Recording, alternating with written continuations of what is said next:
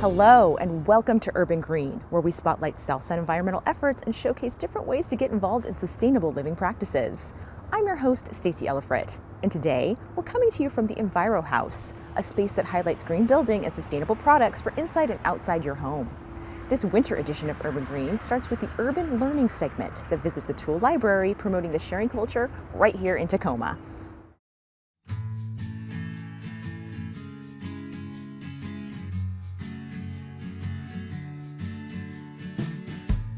A library of a different sort is operating in the Lincoln Business District.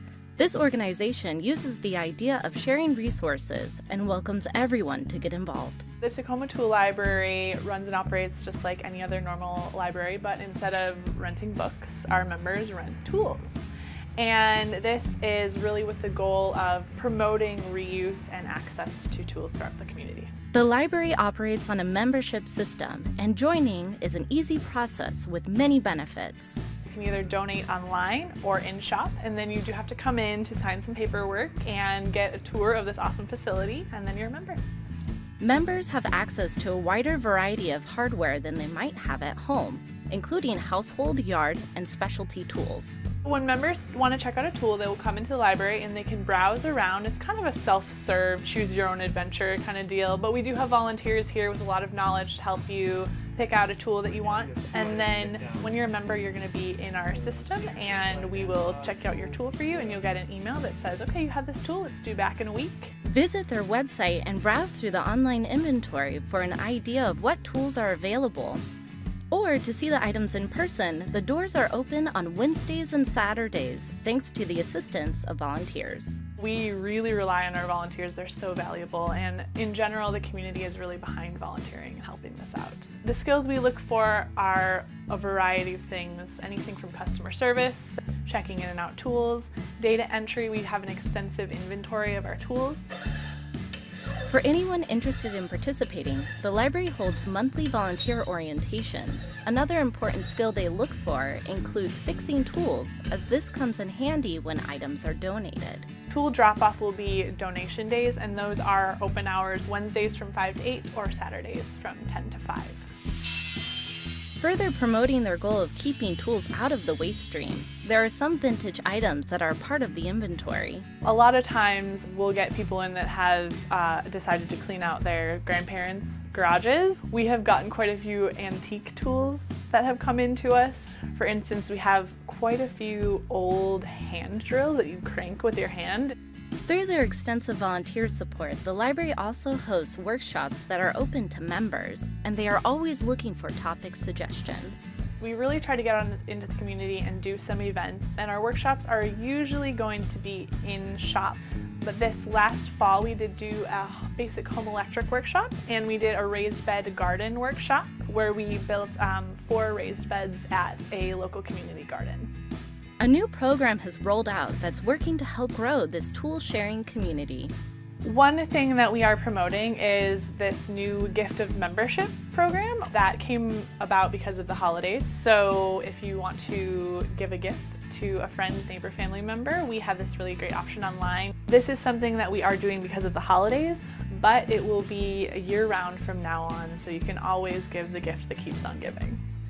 This library operates with sustainability in mind. If a member has a one-time need for a tool, they can visit this location, borrow it, and then return it for the next community member, making for effective resource sharing.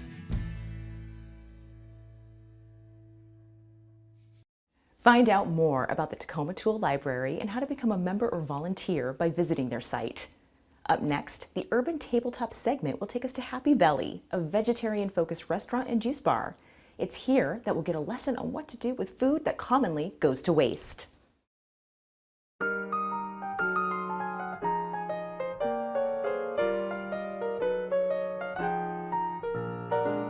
Hi, I'm Jennifer Johnson. I'm the chef and owner of Happy Belly in downtown Tacoma.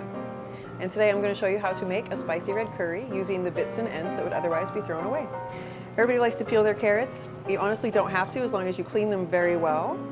But traditionally, because people do, what you would do is just peel like normal, save all of your peelings, gather them together, and put them in the blender. So I have in here already some carrot bits, onion bits, a little bit of the red bell pepper. We're going to blend that all up, and that's going to become part of our sauce. I have here all of the celery parts that normally would also get thrown away after you wash your celery. Once you have your carrots nice and peeled, you can go through and cut them. You want to make sure you cut your carrot in half. Give yourself a nice flat area to work with so that it will stay stable on your cutting board. The thicker your pieces are, the longer they're going to take to cook. Your pieces are never going to be exactly the same, and that's okay. So after you have your large pieces cut that you're not going to blend, you just put them into your cooking pot. And then red bell peppers. You cut the top off, scoop out the little guts. This little part you can't really reuse for anything, but you can compost it, and you should. Clean all the little seed parts out, and then just start cutting. When you're doing your vegetables, you want to make sure that everything is not the exact same size. The purpose for this is it provides texture when you're eating, and it also looks nice. These aren't going to get blended, so we're going to put them in the cooking pot. And now you have the top part. Pretty much everybody throws this away, and you really shouldn't. Clean your seeds out. Then break this baby open. Your green stem part that connects it to the actual plant, that's going to get composted. Your top pieces, you can either chop them up and put them into the cooking pot, or, like I've done here, you can put them into the blender. And then onions. These lovely green onions, they always have a little bit of pieces that are kind of wilted. This guy's broken. Those, instead of throwing them away, we're going to turn them into part of the sauce. So the white part on an onion, on green onions especially, it typically gets tossed. Well, this green part here is great for in salads or raw. The white part is also very beneficial, provides still a great flavor. That is going to go into our blender and become part of the sauce. I already have the sauce started for the actual curry. We're going to use part of that sauce into the blender so that all of the veggies will actually move around and blend. You can also do this with a little bit of water from your recipe, or with coconut milk, or veggie stock, or any type of liquid that's part of your recipe.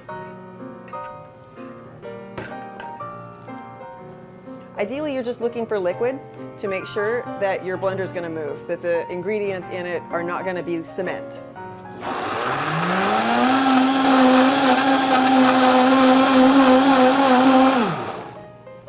All right, there we go. So what I've done now is taken all of the parts that would have been essentially trash or compost, and I've created a really lovely sauce here. This not only acts as added flavor and nutrients and saves you money by utilizing something that, probably would have been garbage, but it also is going to act as a thickening agent. Many sauces, they want you to use flour or cornstarch to help thicken it. You can skip that, and you can do what I've done here.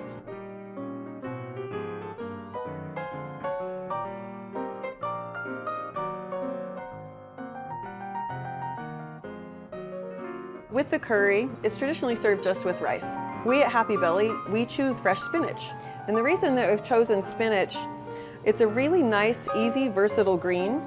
The heat from the brown rice and then the heat from the curry, it wilts it just a little so that it is still providing a really nice, almost raw, fresh green, but it softens it up a little bit for you too.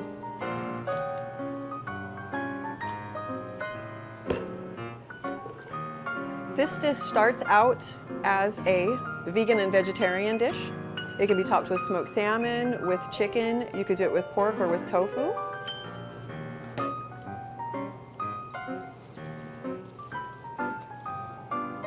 Back to these lovely green onions. They make a beautiful garnish and provide a really nice visual appeal, as well as some nice added flavor at the end. And this is how you make spicy red curry using bits and ends.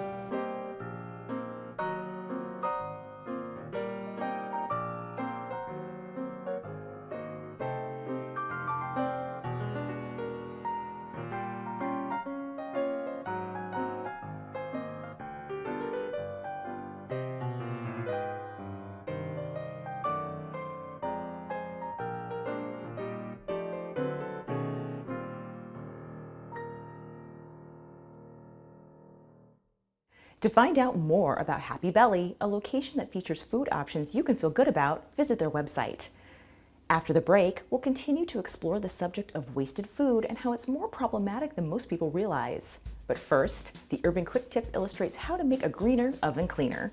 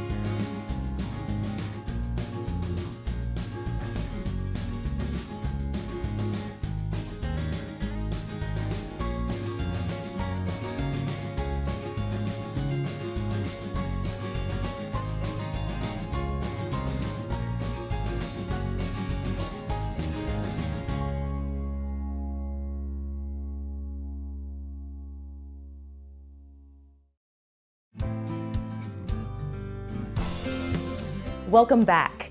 The Preventing Wasted Food program is working to help people at home keep food on their plates instead of in the waste bin.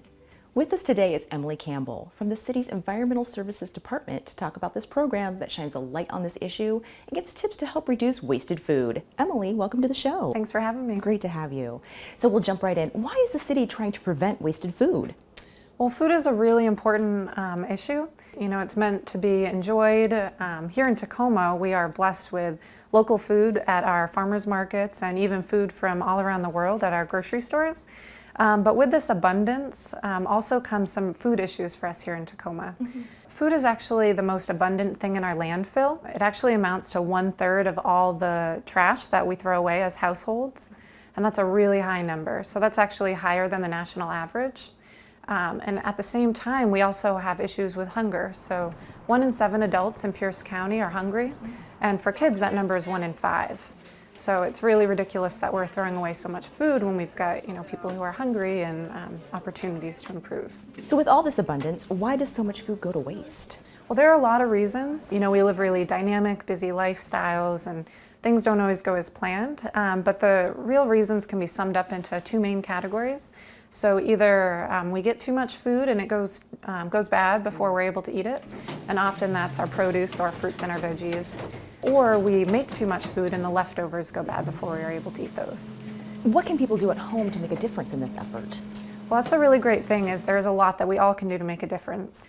And by preventing wasted food, we actually are able to save a little bit of money, be a little bit healthier, and maybe a little bit happier as well. So I'll offer a few suggestions on what we can do. Please. First, you can start loving your leftovers. So if you make meals for a couple days and you have leftovers, keep them in the fridge or freezer, pull them out, heat them up, and you're ready to go the next day. Second, you can start shopping your fridge, your freezer, and your cupboards before you go to the grocery store. So by doing that, you're able to see what you have and incorporate those items into your meal planning instead of letting them go to waste. Very good, yes. Shopping your cupboards is most important. Yes. So this is part of the city's Environmental Services Department. Mm-hmm. So what's the environmental connection? There's definitely an environmental connection here. So when we waste food, we're not only losing the food itself, but we're also wasting all the natural resources that went into producing it. So that, it starts with the water that was used to grow the food, the fuel that's used to transport the food, as well as people's labor and time that goes into growing and producing, as well as the energy that goes into processing the food. So there's all these natural resources, as well as at the end of the chain here, when food gets thrown away and goes to the landfill, it breaks down and releases this really harmful greenhouse gas called methane. And methane is actually way more powerful than carbon dioxide emissions when it comes to damaging our climate. So it's all these sort of natural resource reasons, as well as the end of the life of the food, that are really powering this program. So besides reducing the amount of waste we produce at home, what else can people do? You can go to our website, check out the tips and resources we have there. And while you're there, you can sign up to take the Food Too Good to Waste Challenge. And you'll be able to see how much food actually goes to waste in your own home. And then you can try out these different tips like loving your leftovers, shopping your cupboards, and sharing with friends and family if you have food that you're not going to eat. Thanks for sharing these helpful tips with us today. It's always great to learn more about the program. We really appreciate it. Thanks for having me. Take the Food Too Good to Waste challenge, and you might be surprised to find out how much food you waste. Visit the city site to learn more. Coming up next is the Urban How-To. This do-it-yourself segment shows the ins and outs of pruning blueberry bushes to keep them looking their best.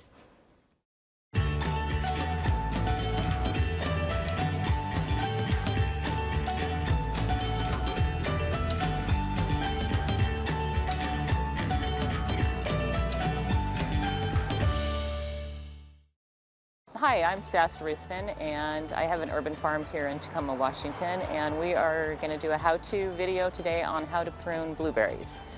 This is of the deciduous variety. The first thing you want to look at, and I've been looking at this shrub for a little bit, already making my plans here, is you want to get rid of, and this is a fairly established blueberry plant, so it's good size. In this instance, I would take out 2 of the brown stems that are one of the oldest parts of the plant. So what you want to look at is this type of growth is what you want to keep, and the brown twiggy part is what you want to get rid of. And so if you're looking at your individual stems, you want to pick the first one that's going to go that has the most busy stuff coming off of it, little tiny twiggy stuff, and you know, it might have some good shoots, but you're wanting to get rid of the ones that have the least amount of good red shoots. That's what you're aiming for. So I'm going to go ahead and take off this guy right here. And you want to cut it as close to the base as possible. Sometimes you can't get all the way down because of other branches in the way, and that's when you can make use of a pruning saw. So that's my first cut, and then I'm going to go ahead and take another one out just because this is such a good-sized shrub, and I think we kind of pruned it last year but didn't quite finish. Perfect time for pruning is pretty much any time after leaves drop. I always recommend though that you wait till the coldest part of the winter is through, just because when you have temperatures down in the teen, you can get some dieback.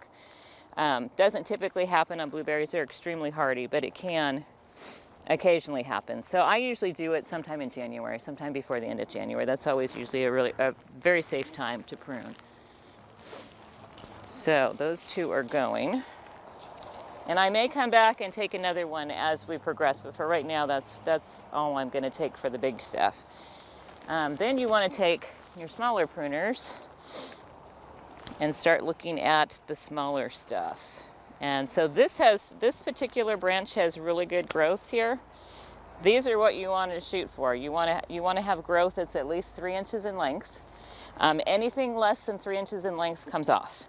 So with blueberry plants, you can kind of snap the smaller stuff off instead of cutting everything. So as you're snapping, so this stem right here is basically going to be one of your finished products. Now you can start going for some of the other dead stuff that's just hanging out that you want to get rid of, because it's not going to give you anything. And by doing this every year, you actually renew your blueberry plant. Blueberry plants can live to be 30 plus years, and really there is no lifespan to them. There is no end of life if you continually renew them. These how-tos were created in partnership with the location we are at today, the Enviro House, which offers free workshops designed to support healthy, sustainable homes and gardens. For a full listing of workshops or to visit the Enviro House, check out the city site. Thanks for joining us for this edition of Urban Green. I'm Stacey Ellifrit, leaving you with more ways to engage in sustainable practices that are right for your lifestyle.